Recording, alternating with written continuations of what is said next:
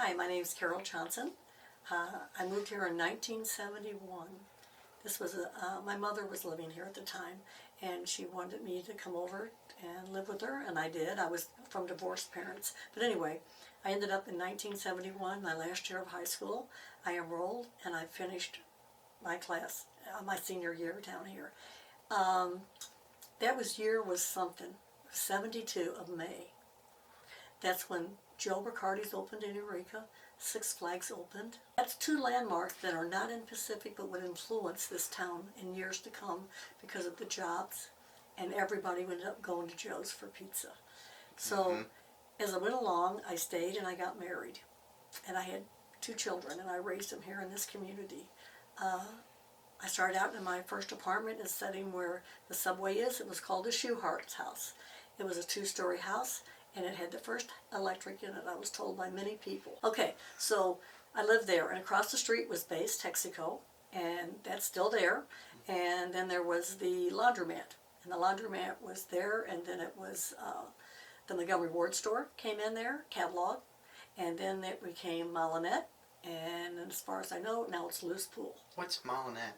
Molinet was TV and appliances, Molinets. And so that was kind of my history right there in that area. Well, then along came a company called Magic Market, M-A-J-A-K. It was like a little 7-Eleven convenience store. They came in and bought that property and they developed it. And so I had to move. Well, then I moved across the street behind the tall building where there was an old two-story house that caught on fire there and burnt down. That left that lot. Next to it is the apartments next to Ed Service Center. So we moved into those. And then in about 2 years, I moved out of there and I bought a house in Hogan Subdivision. And this year, I came here in 71 and this is 2003. My son will be 50 this year. So I've been here about 53 years in Pacific.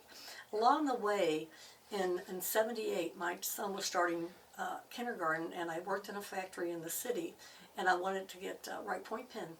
In fact, a lot of people from Pacific, they either worked at Right Point Pen or Chrysler. Well, anyway, I wanted to get a job closer to home, so Miles Bay offered me a job at Bay's Texaco. And I started out doing the books for Miles Bay, and Nelson Bay was there. That was his dad. He was the mayor of Pacific down in the old city hall. So I had Nelson Bay, the mayor, and I had Miles Bay. I worked for him, and there was another girl, and her name was Carol also, and Carol and I split doing the books. Okay, so as that came along, then I needed better insurance, and I left that job, and I went to a job called Multiplex no, I didn't. I left that job, and I went to Funky Studio. I did their envelopes. I was the person that opened up your pictures and sorted the money, and I worked for Funky Studio. I did that, and I worked at Six Flags for a while. Meanwhile, I decided I needed better insurance, health insurance. That's when I left in '83 and went into a factory in Fenton. I stayed there for, about 15 years, and then I went to Chrysler. Okay, so that's the kind of history of how I moved around the town. I was lucky enough to work in town and be home with my kids until they were about 6th grade. And then I worked out of the city limits. But meanwhile, when I worked at Bay's, I met a lot of people. A lot of the I pumped gas, I washed windshields, just like when the attendant come out and they washed your windshields, pumped your gas. He would do all the executives out at Daily Industries. He'd give them their tune-up and do their tire changes, and I would drive the cars back and forth to back and deliver them back to get them. So I kind of did all of that in that period of time. And so as I went along, because Nelson was at the City Hall, I got on the Park Board Committee. In about 78 or 79, I was on the Park Board, and I was with a lot of women in town that was on the Park Board. They started the Garden Committee when there was a Garden Committee up there, and they did the beautification, and there was Laverne Lebangenbacher and Norma Clark and Laura Noonan and Mary Hoven, and these are all the families, a couple of generations down, that still live in this town. So anyway, I got on the Park Board, and we were a ghost committee. We had no money, but we had these big visions, these women. And we went out and we did plantings and we did this and we did that. We painted, we worked in the park grounds, and then we have now.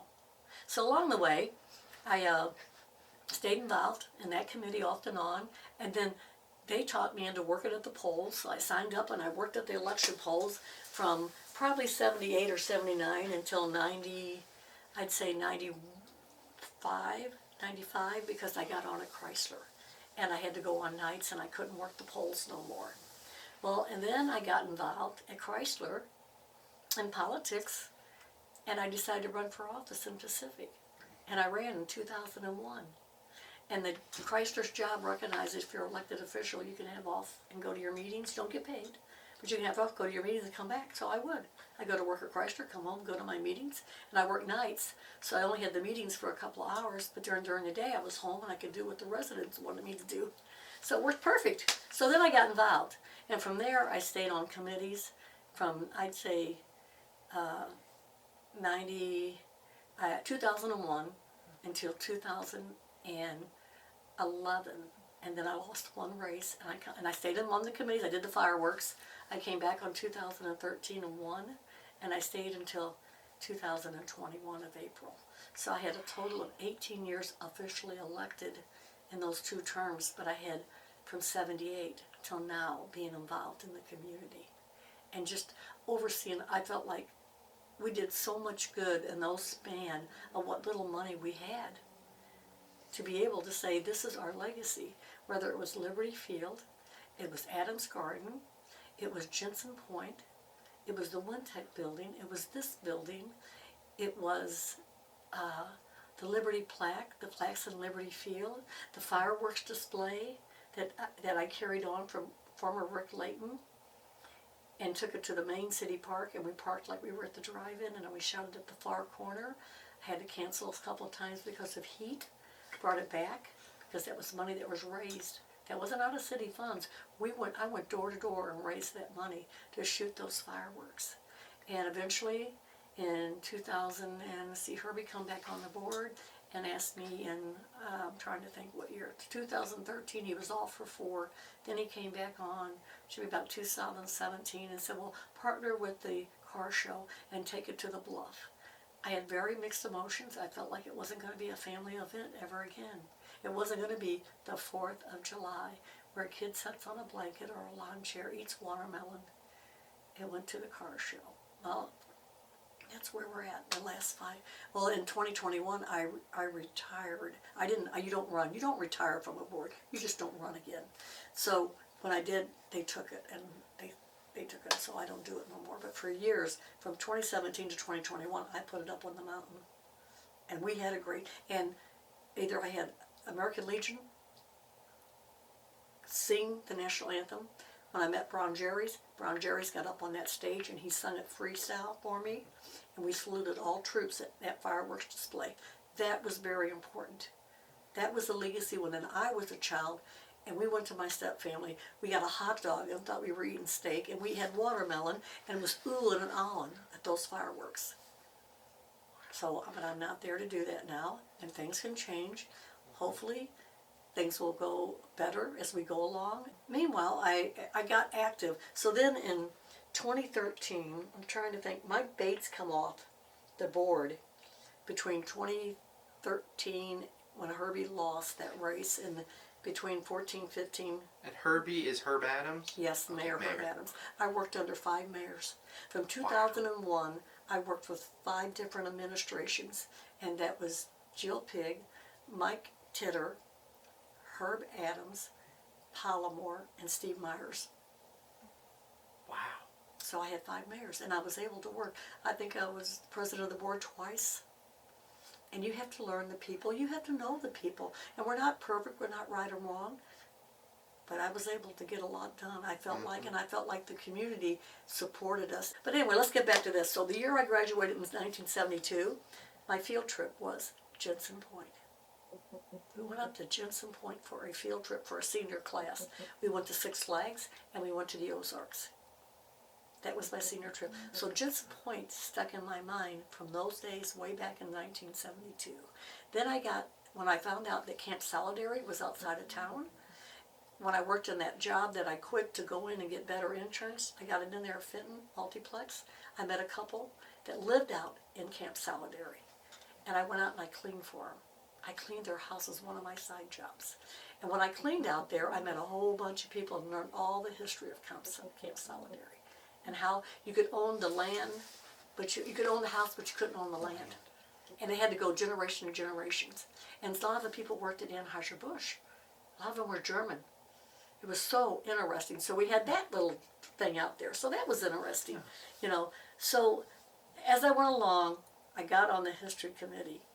This place was paid with tourism money, actually. A lot of it, all of it, over half of it was tourism money, not off the taxpayers' back, but people that come to your hotel and motel. This was ours.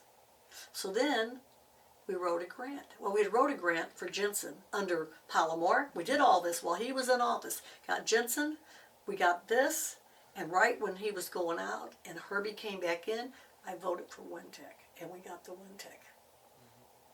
And this is why these are three. And it was important because you didn't want whether it be a gym going there, which there was. And there was a physical therapy gym in this building. And then Wintec owned it, which I knew him. And there, before that, it was Grandma's. It was the bar. Before that, it was Doc Pittenger. I can tell you what was in here. And so that's how that got drawn. So when I look back, we didn't have a lot of money, but we could sit down and talk about it up there at City Hall. We might disagree, but like I said, no board binds another board, and you wait, and that opportunity will come back around.